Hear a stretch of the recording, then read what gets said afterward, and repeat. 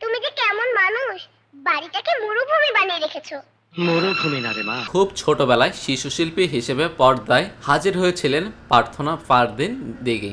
এখন তিনি পুরোদস্তুর অভিনেত্রী। অভিনয় করছেন বেশ কিছু চলচ্চিত্র ও ওয়েব কন্টেন্টে। কাজ করছেন বর্তমান সময়ের বেশ কিছু নায়কের সঙ্গে।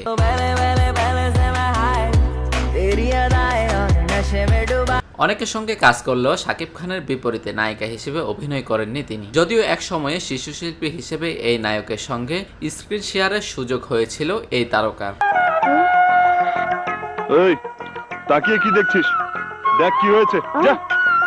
কেন শাকিবের সঙ্গে বর্তমানে কাজ করা হচ্ছে না দিঘে, একটি গণমাধ্যমে আড্ডায় এসে বলেছেন সেই কথা। জানিয়েছেন শাকিব খানের সঙ্গে রোমান্স করতে চান না তিনি।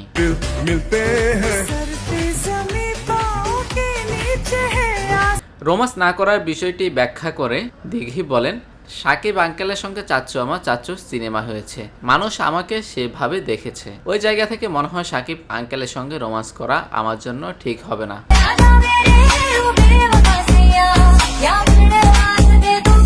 যেখানে প্রেম নেই এমন কোনো গল্প হলে শাকিবের বিপরীতে কাজ করতে পারেন দিঘি।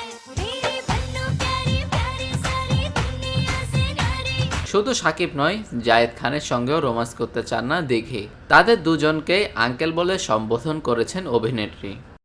বিনোদন ডেস্ক, টিভিসি নিউজ।